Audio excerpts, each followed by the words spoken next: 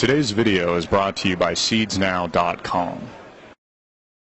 No rules, no rules, no taboo topics, no taboo topics, no fear of doom, no fear of doom. We are American Freedom Radio, American Freedom Radio. What's up, ladies and gentlemen? You now entering the Daily Wave, hosted by Mr. Christopher Green himself. On me, I'm just a fellow truth speaker. I go by the name of Doctrine. Welcome to the... Hey everybody, I'm Christopher Green. This is Green Wave Radio Live. Mission accomplished. Mission accomplished in the Middle East. Isn't it a great accomplishment, all the killing and the murder and the disgusting nature of the intervention of the U.S. on false pretenses of weapons of mass destruction, spreading a black death cloud over all these people, killing women and children on a daily basis with drone strikes and annihilating the Second Amendment here in the United States? This is what we're dealing with, America. And I'm Christopher Green. We just moved over from the live stream, or Google Hangout, rather. Now we're taking your calls. We can obviously be joined over at our website, greenwave.com. Check it out. Click the radio tab. And most importantly, give us a call. 218-339-8525, 218-339-8525. I see here we had a few callers blow up on the screen, a few of them drop off. Let's make sure this thing's actually working. Again, 218-339-8525. Let's have a casual discussion, America, about what's happening to this great country. You know, maybe there's some of you out there like, you know what, we should destroy Syria. Let's destroy Syria and Iran. And, yeah, I've met a lot of people like that. I've been interviewing people on the streets. They're like, yeah. You're like, kill that Mahmoud Ahmadinejad. Kill Iran. Kill all of them. Let's destroy the Middle East into a hotbed of nuclear warfare. And I'll be like, oh, that's a pretty aggressive opinion. You know, a lot of these people are like, you know, they'll tell me they're like hardcore Christians or Catholics or, you know, et cetera, et cetera. It's like, wow, like you're really aggressive on the whole kill thing. You know, that really fits love thy neighbor pretty well. Interesting. I see here, Anonymous says, it happened in 1929, Lawrence, but this time will be way worse. Well, yeah, I believe that to be as well. I mean, yeah, hopefully, you know, it kind of depends on how long they can keep the whole thing going. You know, maybe they can keep this this great Gatsby tyranny train. I mean, you know, Dow 18,000 is possible. So we sure could go a lot higher, and, you know, the easy credit could get easier. You know, the United States can whore itself around a little bit more and more. You know, kind of like the Marilyn Monroe of the present day, and tossed around with the Kennedy brothers. You know, she eventually dies mysteriously. A lot of people think she was murdered, along with, well, JFK. Well, we know JFK was murdered. There's not really a consensus on who actually did it. Was it the guy on the grassy knoll? Or who was that guy on the grassy knoll? Pretty interesting being an American today. Please support our sponsor, SeedsNow.com. In fact, at checkout, your next purchase, enter the promo code for a limited time, green with an E10, and save 10% at checkout. In fact, Chris over at Seeds Now, I believe he's holding a raffle as well. So if you get over to his Facebook page and like him on Facebook, you can actually win a free seed pack. He gives those out monthly, sometimes bi-weekly. So that's pretty cool. But hey, who needs to grow your own food, right? The government will always take care of you. You'll always be taken care of by this president. I see another comment here. It says, yep, the crash is going to hurt. We, the American citizens, must now take responsibility for having been asleep at the wheel for so long, although this was, at minimum, partly by design. Well, I would say not partly, maybe in a whole, maybe fully by design. This is what we're dealing with, America. We're dealing with very psychopathic, evil people. You know, these are members of the Bilderbergs. These are the elitists. They're Potentially, although I don't know him personally, the Larry Ellisons of the world. Only threatened by their own mortality, but nothing else. Gods here on earth. You can become a god too. Just get yourself a pair of Google Glass. Have your entire life recorded directly in front of you. In fact, we're going to, Google Glass is kind of archaic. Actually, they're going to start implanting it right into your retina. That way you don't even know if you're being recorded. And that way, the great thing about it is you can be serviced ads, while you're just like walking around. You're probably like watching your child take his first steps for the first time. And it's like all of a sudden you get an ad for like a tennis shoe company like Nike. Get your newly walking child a new pair of Nikes for $52.95 at the local Nike store. So it's going to be a great new world and a great new society of exciting possibilities. And again, all of us tied into the hive mind, tied into the same algorithm. That's going to be great for free thinking. Everybody serviced just the whole, the same information. You're Googling the same Wikipedia articles everyone's referencing, and it's just like this big group think mentality. So it's going to be cool.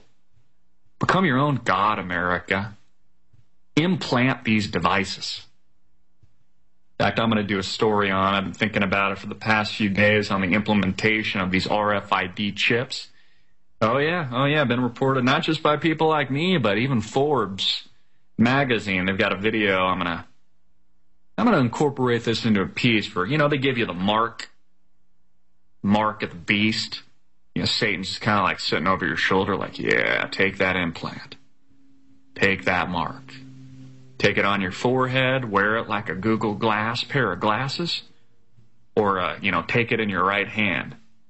So they inject that thing right into that little space between your thumb and your index finger right in there. They're like, yeah, it won't hurt at all. Take the mark, the beast. Be your own god. People are like, oh, yeah, that sounds like a good idea. Oh, that's cool.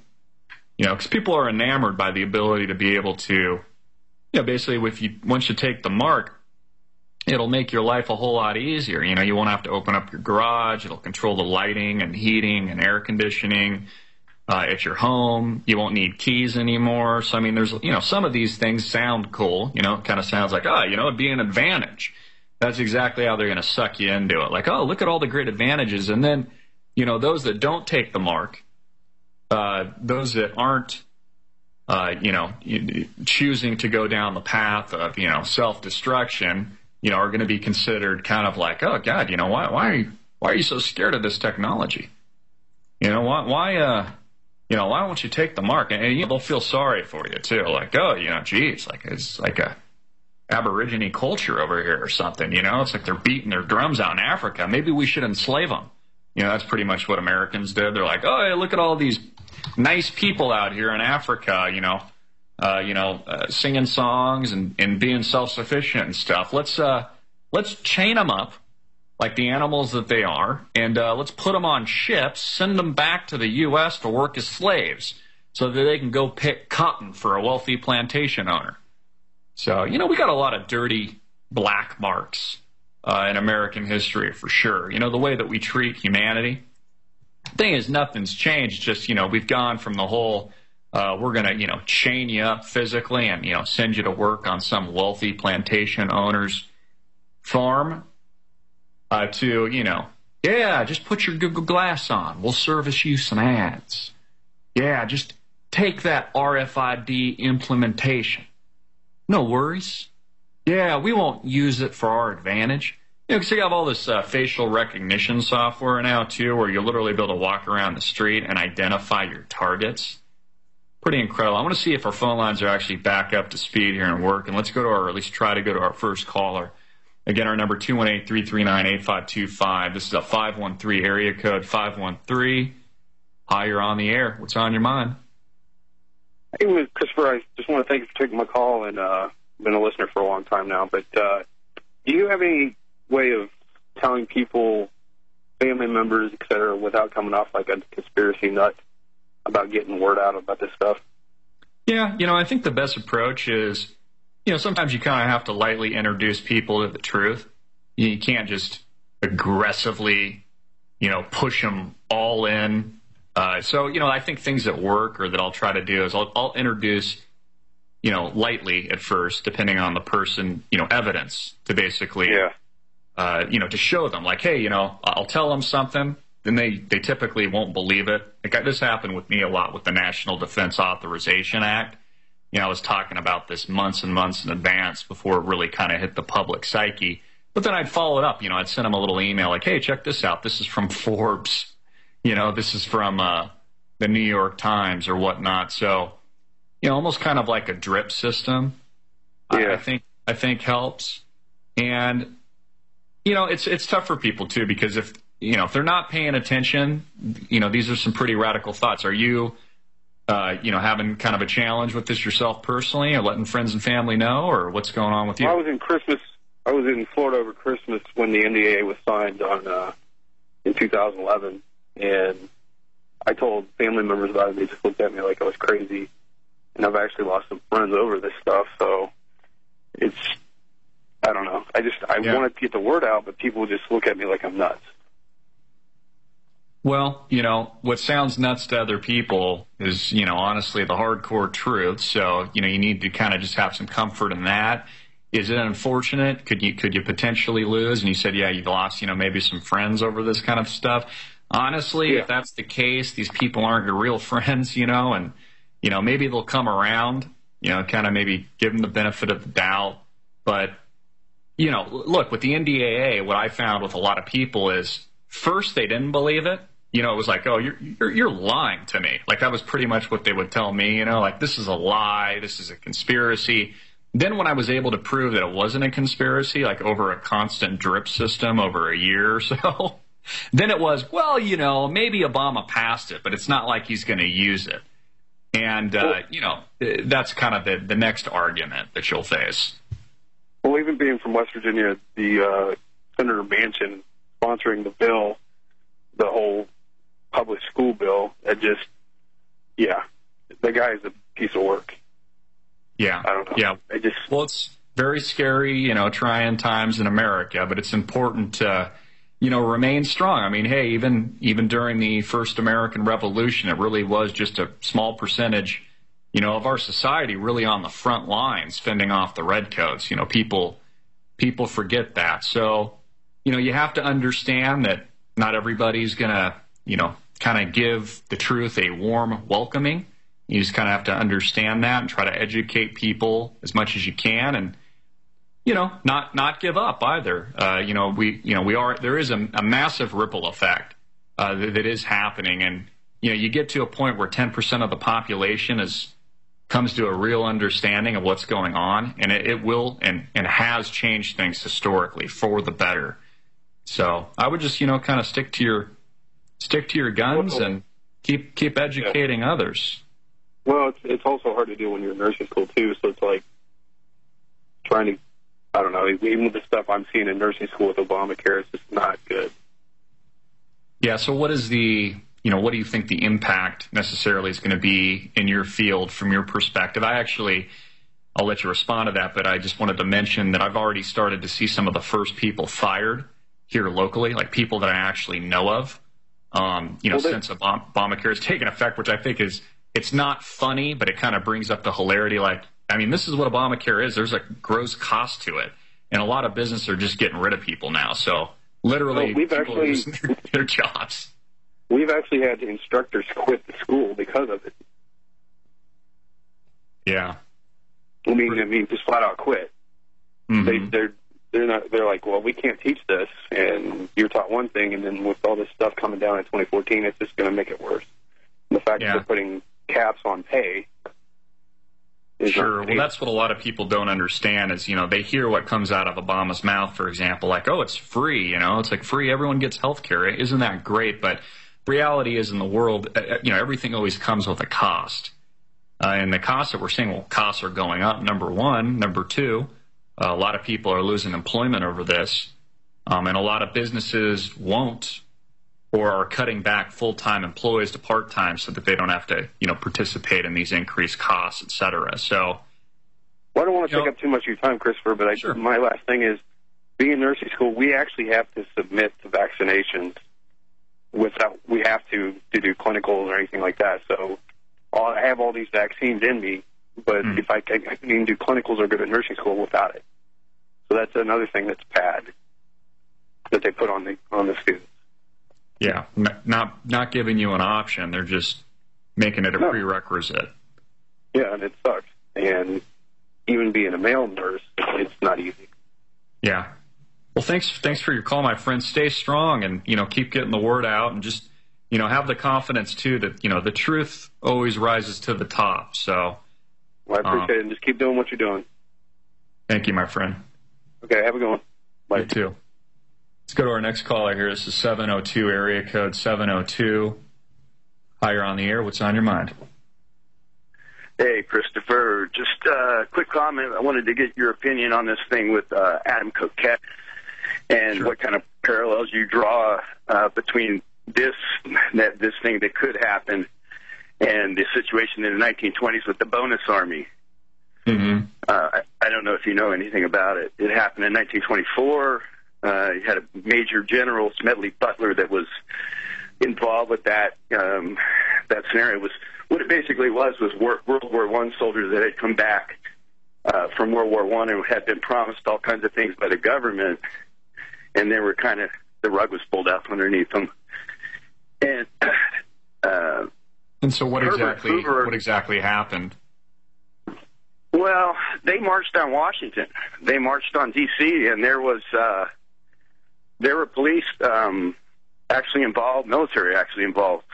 General Douglas MacArthur was called out with his infantry and some cavalry to stop the march, basically. Mm. And they were turned around. So this has happened before.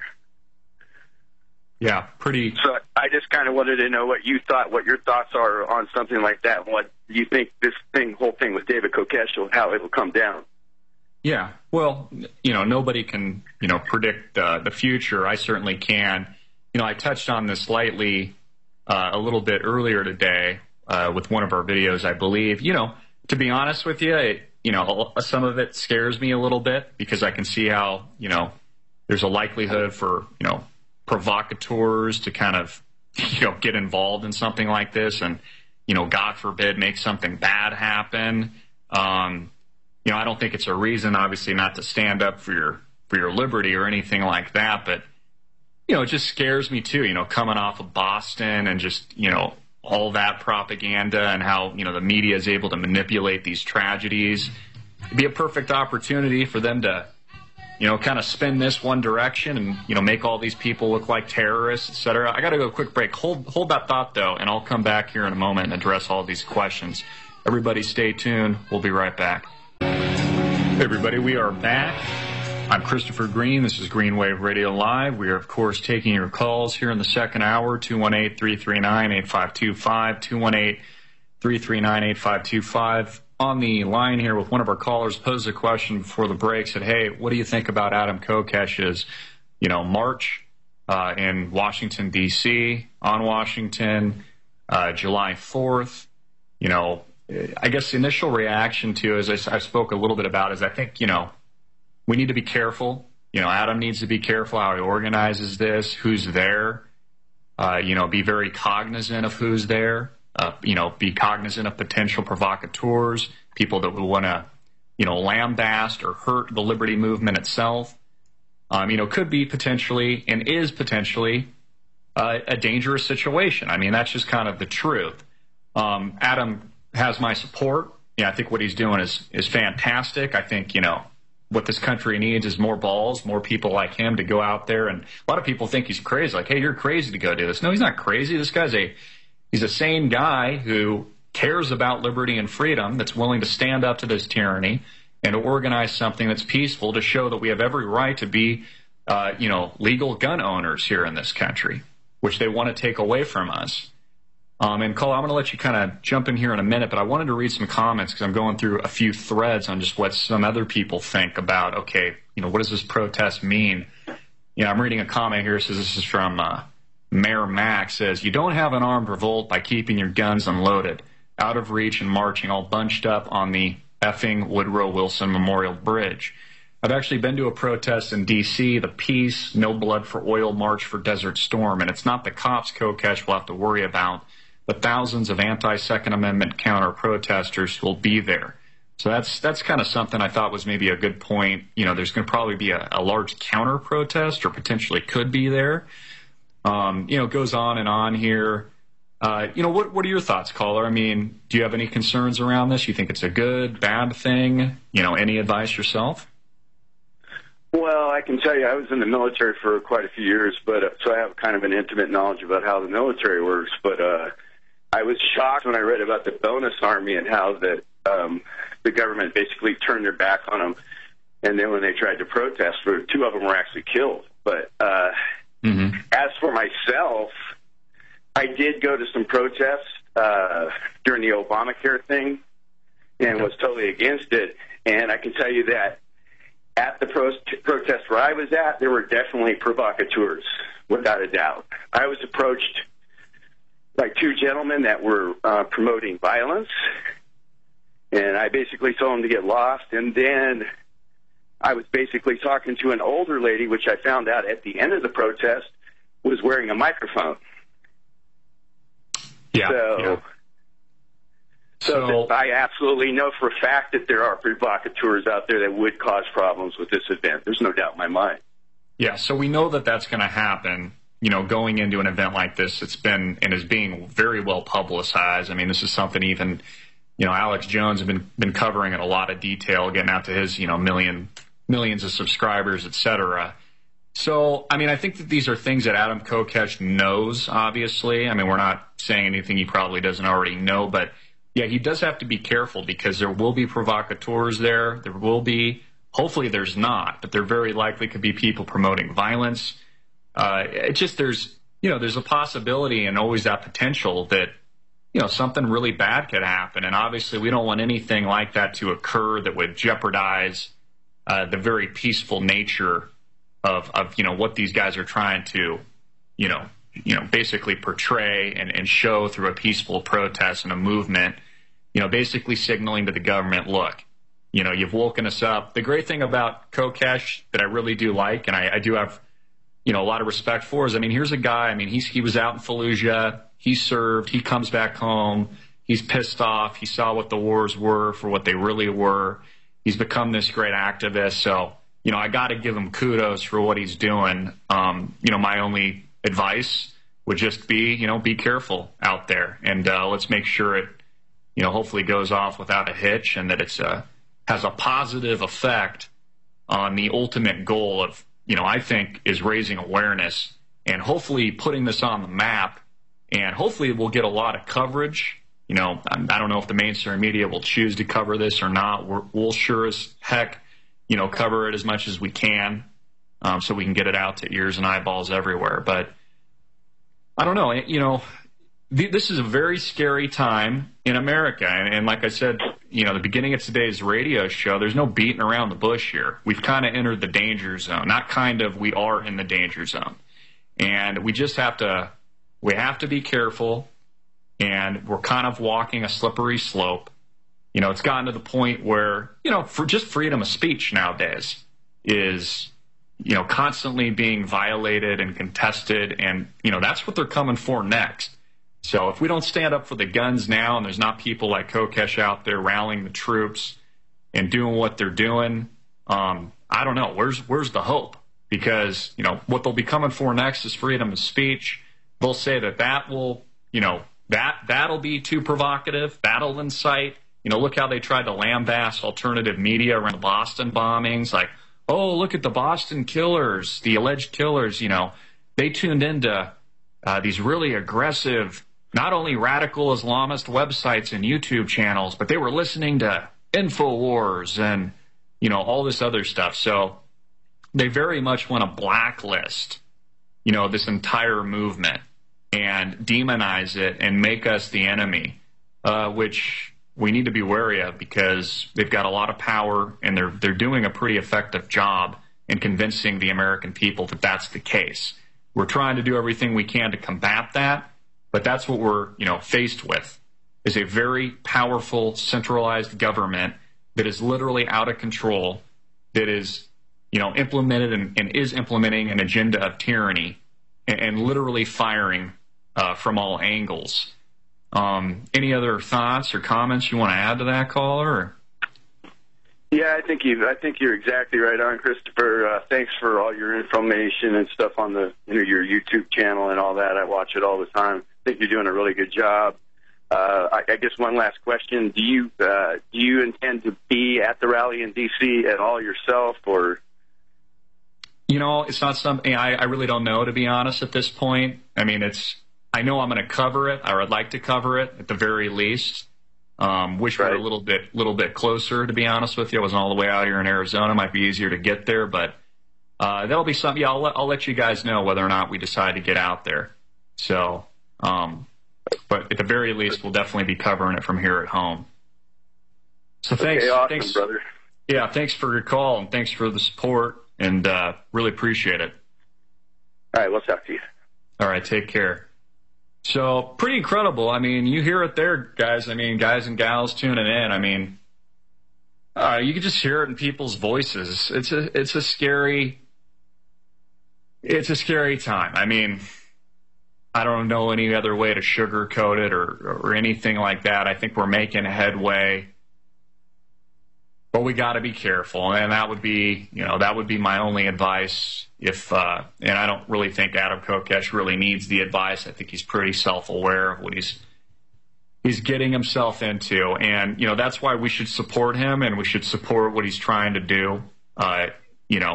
Is in a peaceful way, and I can't stress that enough. Yeah, I really appreciate all you guys tuning in today, joining us. Uprating, liking our video. We put out the first hour on a Google Hangout.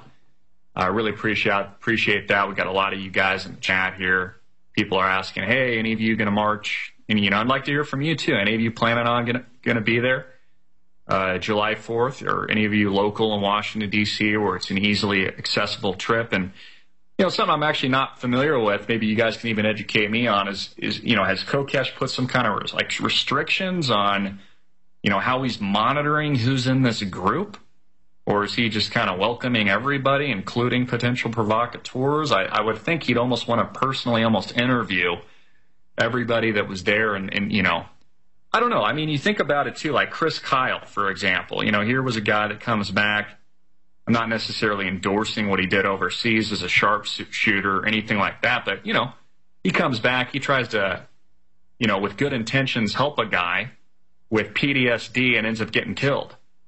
So, I mean, this is it's scary, and it's scary for a lot of these people. So, we need to be a lot more self-cautious and a lot more self-aware than we were even a few months ago, because this is heating up, and it's moving in a direction where at some point,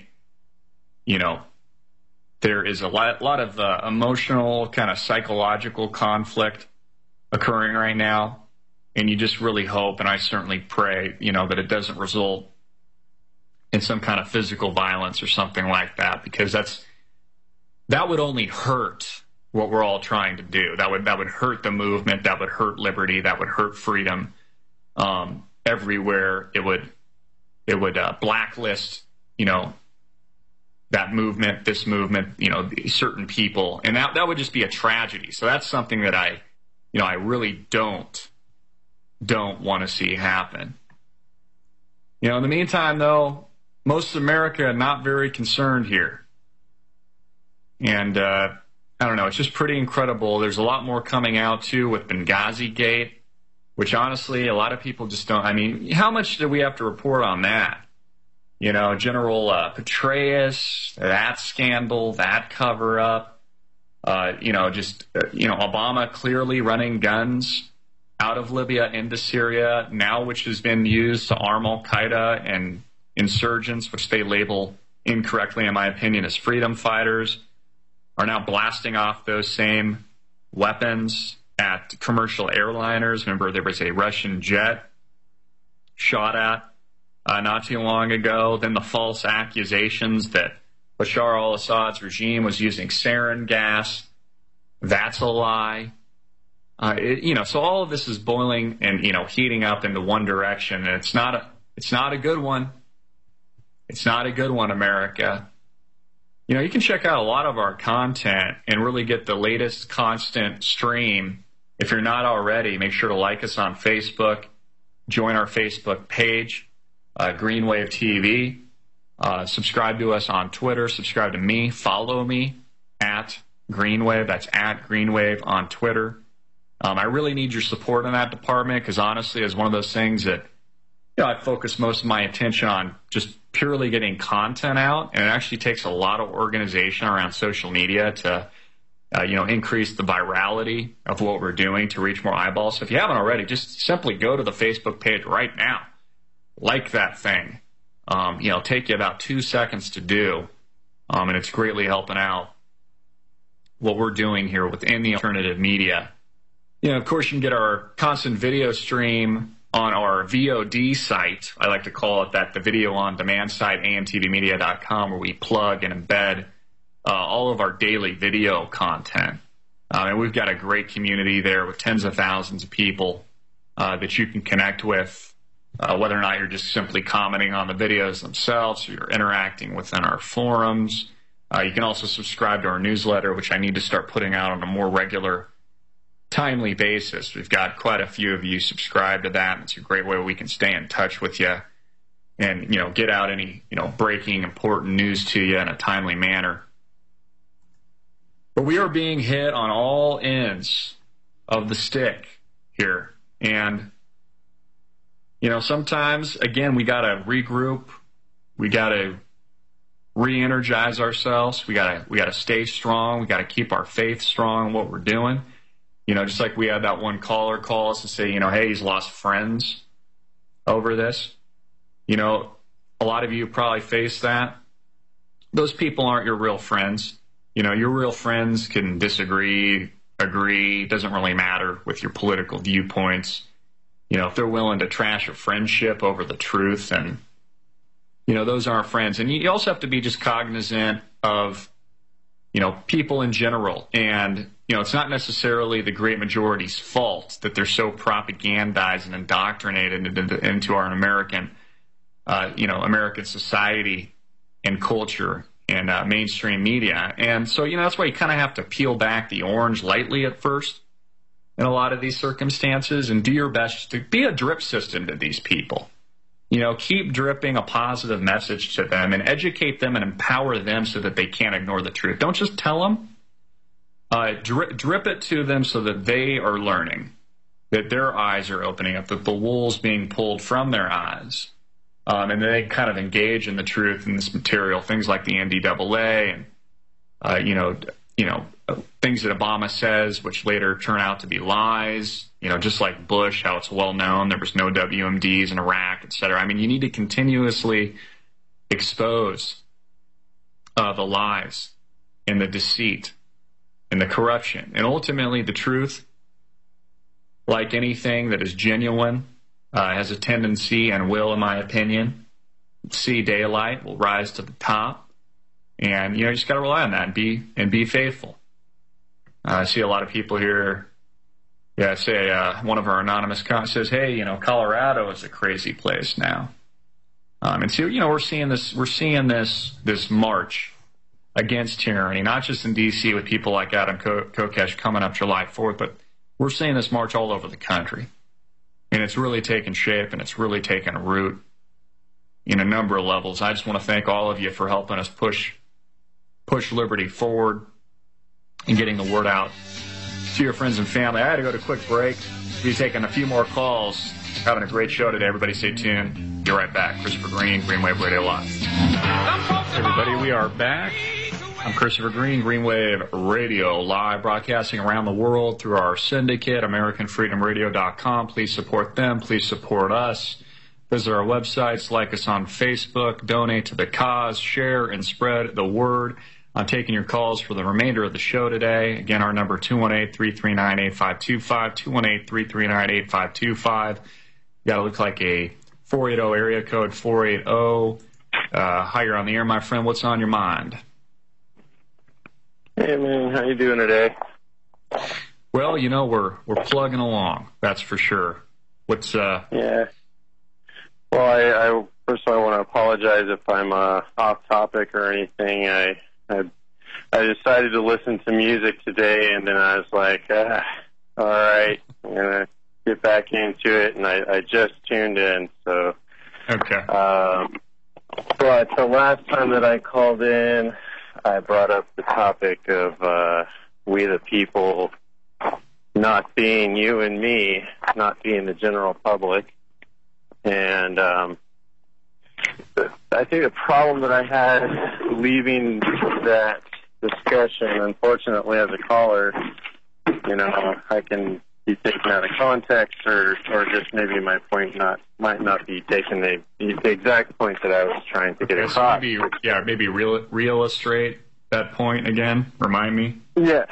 Okay. So, how we would say that the government is the criminals, or that we own the government works for us, and that we can vote them in and out.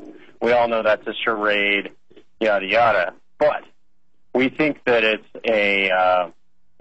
been a process through the past 200 years or so that they've disintegrated our Constitution and taken away our rights, to where what the information I'm finding is basically saying that we've always basically been tenants, always. So when we make a gripe or complaint, or specifically say that some law that's passed is non-constitutional, or we complain about being a taxpayer or our debts or whatever, basically we're an enemy of the state in that sense. And Sure. When they start calling us domestic terrorists, it's not really something that we can get so worked up about, because it's pretty much the truth. We're being absconding debtors and saying that, because we didn't sign on to something, that e pluribus unum doesn't matter. I'll just stop you there briefly, but I think it's a pretty well thought out point. The whole idea of us being tenants from the very beginning, where we have a landlord, and that landlord it's pretty much the kings and queens that have ruled over us. From the very beginning, we can argue here since the country was founded. We can make that argument that, hey, we've never, the freedom here is always constantly been an illusion. It's kind of like, hey, give the groundlings a piece of scraps, give them a little bread to, fumble around with. Give them the impression and the idea that they've got freedom, that this is a free society. But now we see that we're actually being empowered by technology and these things. They're kind of leveling the playing field.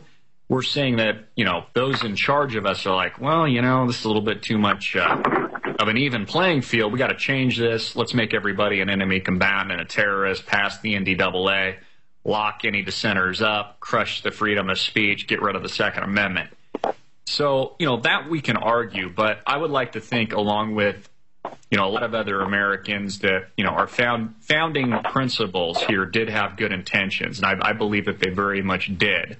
And the, establishment of this republic really has been the most free society that I'm familiar with, at least in recent history. It's not like we've been along, that long. We're looking at 234 plus years here. That's not a very long time in the grand time scale, but it has been, in my opinion at least, the most free society of really all the lands. And although not perfect, has been a great place to live, that has, helped build a lot of prosperity in a real sense, along the way. Of course, we're kind of into a, fake prosperity position now, where, it's just gotten to the point where we really don't have anything real or tangible to hold this thing together. So, they're going to mask it with, all these programs and basically socializing America, et cetera. So